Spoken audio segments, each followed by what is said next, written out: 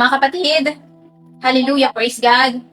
Ang mensahe ngayong araw na ito ay mula sa 1 Thessalonica chapter 4 verse 1 hanggang 12.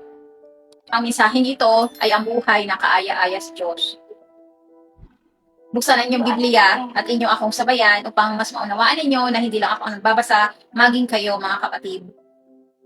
Verse 1, mga kapatid, natutunan nyo na sa amin kung paano mamuhay ng kalugod-lugod sa Diyos at ito nga ang ginagawa ninyo. Hinihiling namin ngayon sa pangalan ng Panginoong Jesus na lalo nyo pa sana itong pag-ibayugin. Hallelujah. My beloved brothers and sisters, sinasabi ni Paul na ipagpatuloy natin kung ano man ang mga ginagawa natin o yung mga kaugalian na kaya-aya sa paningin ng ating Panginoong Jesus. Huwag tayong liliko o babaguhin na kung saan ay magiging kakaiba ang mga pagkilos natin na hindi ito kaaya-aya sa Panginoong Jesus. Dapat kung ano yung mga kabanalan na itinuturo sa aklat na ito ay pagpatuloy ninyo mga kapatid dahil yan ay nakalulugod sa mata ng ating Panginoong Jesus. Verse 2, sapagkat alam naman ninyo ang mga utos ng Panginoong Jesus na ibinigay namin sa inyo. 3, nais ng Diyos na maging banal kayo, kaya lumayo kayo sa sexual na immoralidad. Hallelujah. Mga kapatid, ang bilin ni Paul ay nais ng ating Panginoon na kayo ay maging banal. Tayo na mga anak ng ating Panginoong Jesus. Lumayo at iwasan ang sexual na immoralidad. Ano-ano ba ang mga sexual na immoralidad? Basahin natin mga kapatid. Buksan ang inyong Biblia sa aklat ng Hebreo chapter 13 verse 4. Ang sabi dito, dapat maging marangal ang pag-aasawa at manatiling tapat sa isa't isa sapagkat hahatulan ng Diyos ang mga nakikiapid. Ang sinasabi sa talatang ito ay, kung kayo man ay may mga asawa, maging tapat kayo. Huwag niyong lolokohin ang mga asawa ninyo, mahalin ninyo sila ng tapat. At huwag na huwag kayo mga kapatid na nakikiapid sa hindi ninyo asawa. Ibig sabihin nito is, halimbawa may mga asawa na kayo, tapos nandoon pa nakikipagrelasyon pa kayo sa hindi ninyo asawa. Ito ang ibig ipahiwatig dito dahil hatulan ng ating Panginoong Diyos ang mga gumagawa nito na nakikiapid sa hindi nila asawa. 1 Corinto chapter 7 verse 2. Upang maiwasan ang immoralidad, ang bawat lalaki ay dapat magkaroon ng sariling asawa at ang bawat babae ay magkaroon ng sariling asawa. Hallelujah. So mga kapatid, malinaw na ang dapat hindi kayo nakikiapid o hindi ninyo inaagaw yung mga asawa ng hindi ninyo asawa. Halimbawa, yung babae, yung lalaki may asawa na tapos nakikipagrelasyon pa kayo sa kanila na alam naman ninyong may karelasyon na silang iba. Ang sinasabi dito ay kung talagang gusto ninyong mag-asawa, dapat magkaroon kayo ng sarili ninyong asawa. Yung hindi yung nakikipagrelasyon pa kayo sa may mga asawa na dahil hindi yan nakalilugod sa ating Panginoong Jesus. Naunawaan? Mateo chapter 19 verse 4 and 6. Ang lalaki at babae ay pinag-iisa ng Diyos sa kasal upang maging isang laman at hindi dapat paghiwalayin ng tao. Hallelujah. Kapag nandoon na kayo, pinag-isa na kayo, kinasal na kayo, okay? Kayo ay iisa na, pinag-isa na kayo, at hindi na kayo dapat na paghiwalayin pa na kahit na ninuman dahil isa na kayong covenant. Kayong mag-asawa ay nandoon yung patuloy ninyong mahalin ang isa't isa, igalang ang isa't isa. Kapag meron ng kayong mga problema na hindi naintindihan, dapat pag-usapan ninyo. At nandoon dapat talaga yung center ninyo sa relationship ninyo ang ating Panginoong Jesus.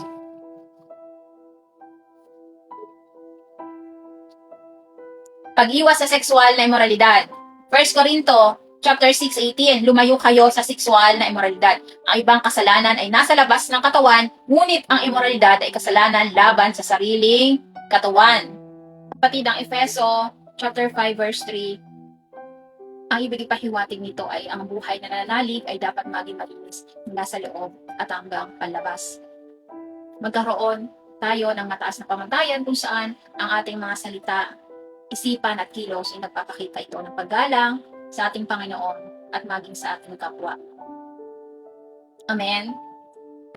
Mateo chapter 5 verse 28. Ang tumingin sa isang babae ng may pagnanasa ay nagkasala na ng pangangalo niya sa kanyang puso. Ito naman is kapag tumingin tayo sa isang babae o sa isang lalaki na nandoon yung pagnanasa mo, na yung sa isipan mo, may iniisip kang kakaiba dun sa babae o sa lalaki, yun ay maituturing na rin na pangangalunya. At maituturing na rin yun na nagkakasala tayo kapag kaganoon na tumingin tayo na merong pagnanasa o ibang iniisip kapag tumitingin tayo doon sa babae man o sa lalaki. Naunawaan, mga kapatid. Yun ang mga scriptures na napapaloob sa Biblia na kung saan ay tumutukoy sa sexual na immoralidad na dapat ay iwasan. 4. Dapat ay matutong makitungo ang bawat isa sa asawa niya sa banal at marangal na pamamaraan. Alam naman ninyo, mga kapatid, kung ano ang marangal na pamamaraan na dapat ninyong ipakita sa inyong mga asawa. Kailangan talaga nandun yung paggalang nyo sa isa't isa. 5. At hindi sa makamundong pagnanasa, katulad ng ginagawa ng mga hindi kumikilala sa Diyos. Hallelujah. Magkaiba kasi, mga kapatid, ang pagturing ng mag-asawa kapag hindi sila nakakakilala sa ating Panginoong Jesus. Nandiyan talaga yung hindi nila ginagala ang asawa nila. At nandiyan pa yung may asawa na sila, naghahanap pa sila ng iba, na doon na nakikipagrelasyon pa sila sa iba. Kaya ito ang ibig ipahiwatig ni Paul na bilang kayo ay nakakilala kayo sa ating Panginoong Jesus, ay iwasan yung makamundong pagnanasa. Kasi nga may mga asawa na kayo, dapat makontento kayo sa inyong mga asawa upang hindi kayo maparusahan ng ating Panginoong Jesus. My beloved brothers and sisters, karagdagan sa paliwanag dito sa sinabi ni Paul na sa chapter 4 verse 5, at hindi sa makamundong pagnanasa katulad ng ginagawa ng mga hindi kumikilala sa Diyos. Ito ang halimbawa ng malalim at praktikal na halimbawa ng makamundong pagnanasa, at dito pumapasok in English ay passionate lust, na tinutukoy nga dito sa chapter 4 verse 5. Okay, base sa modernong panahon natin ngayon. Okay, sa aspeto ng isip at imahinasyon. Addiction sa pornography. Okay, ito yung pinapanood ninyo, mga kapatid, na kung saan hindi kaya-aya sa ating Panginoong Jesus. Yung pornography. Ang paulit-ulit na panonood ng malalaswang material upang bigyang kasiyahan ng sariling laman. Ginagawa nitong bagay or object ang ibang tao sa halip na ituring silang may dignidad. Okay? Sinasabi dito na ginagawa nitong bagay or object, ito yung sinasabi ng mga sex toys. Brothers and sisters, ito ay kasalanan sa ating Panginoong Jesus. Kaya, kung sino ka man nanonood na mensahe kong ito na mula sa ating Panginoong Jesus, ay kung gumagamit ka nito, kapatid, tapon mo na yan, isurrender mo yan sa ating Panginoong Jesus at humingi ka ng tawad dahil hindi ka mapapatawad ng ating Panginoong Jesus kapag patuloy mo pang ginagawa ang mga bagay niyan. Malisyosong pantasya, ang patuloy na pag-iisip o pagpantasya ng sexual na ugnayan sa isang taong hindi mo asawa, gaya ng isang kaibigan, katrabaho, o sikat na personalidad. So, eto mga kapatid ay isa pang aspeto at imahinasyon sa makamundong pagnanasa. Okay? So, iwasan nyo rin yun. Okay? Ang malisyosong pantasya. Halimbawa, nanonood kayo, mga kapatid. Tapos nandoon yung pag-iisip nyo na iba na yung nasa isip nyo. Dahil nandoon na nanonood kayo ng hindi kaaya-aya sa mata nating Panginoon. So, halimbawa, nanood kayo ng babae o lalaki. Ang suot nila is talagang kita na yung mga katawan nila at nandoon na yung iba na yung tumatakbo sa isipan ninyo. Okay? Dahil yan ay nalalaman na ating Panginoong Jesus. Kaya iwasan nyo ang sinasabi dito ng malisyosong pantasya. Kalawa, sa aspeto ng relasyon at pakikitungo, hook-up culture o panandali ang aliw. Ang pakikipagtalik sa iba't ibang tao ng walang commitment o kasal na ang tanging layunin lang ay ang pisikal na kasarapan. So, dito pumapasok, mga kapatid, ang pakikipagrelasyon nyo na hindi kayo kasal. Kasi yun ay pinagbabawal ng ating Panginoong Jesus na nasa isang bubong kayong naninirahan subalit hindi kayo kasal, ay yun ay pinagbabawal din ng ating Panginoong Jesus dahil yun ay may tuturing na kasalanan. Dahil ang gumagawa lang ng gawain ng sexual ay yung mga kasal lamang na pinag-isa ng ating Panginoong Jesus. Ang sariling interes sa pakikipag-date ang pananatili sa isang relasyon dahil lamang sa pisikal na pakinabang ng walang tunay na pag-ibig, paggalang o layunin na mag-asawa.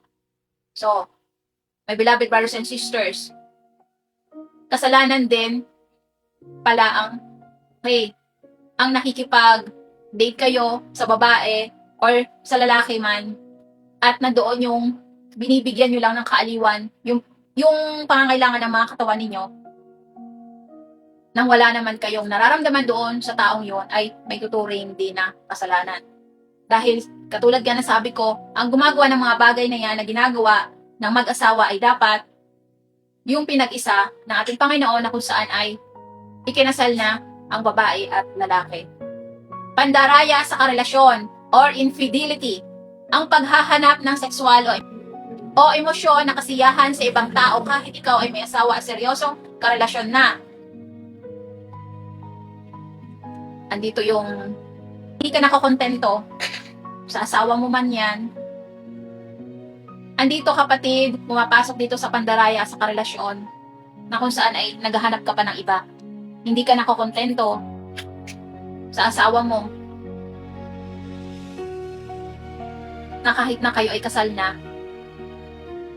ayun ay isang kasalanan pa rin na may tuturing. Infidelity. Naunawaan mga kapatid, so iwasan nyo yung mga bagay na iyon. Pangatlo, sa aspeto ng modernong teknolohiya at libangan, sexting, ang pagpapadala, paghingi at pagpapasahan ng mga malalaswang larawan, video o mensahe gamit ang chat at social media. Ito ay isang kasalanan din na may tuturing sa ating Panginoong Hesus. So, alam niyo na mga kapatid na ang pagpapadala, pagpalitan ng mga larawan na kung saan ay yun ay pinagpapasapasahan na ang larawan na yon ay hindi kaaya-aya sa ating Panginoong Hesus, ay iwasan din ninyo mga kapatid.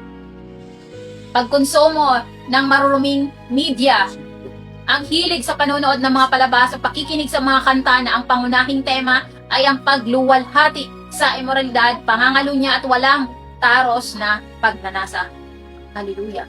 So, mga kapatid, sa totoo lang itong mensahe na galing sa ating Panginoong Hesus ay napakalalim pala nitong usapin na ito. Okay, kasi ito ay tungkol talaga sa mga sexual na immoralidad. At napakahalaga nito mga kapatid ngayon na end times dahil marami ang mga gumagawa ng mga bagay na ito. Okay, kaya ito ang tinalakay na mensahe ko na mula sa ating Panginoong Hesus. So, my beloved brothers and sisters, iwasan nyo din yon ang pagkonsumo o paglaan ninyo ng oras na kung saan ay nanonood kayo ng mga palabas or mga pelikula at mga kanta na hindi kaya-aya sa ating Panginoong Hesus.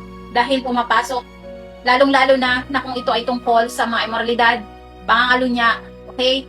At meron na kayong nakikita doon sa pinanonood ninyo at pinakikinggan ninyong mga kanta. Yan ay hindi nakalulugod sa ating Panginoong Hesus. Iwasan din ninyo yon mga kapatid ko, dahil parurusahan nating Panginoong Hesus ang mga gumagawa ng mga bagay na ito na aking nabanggit.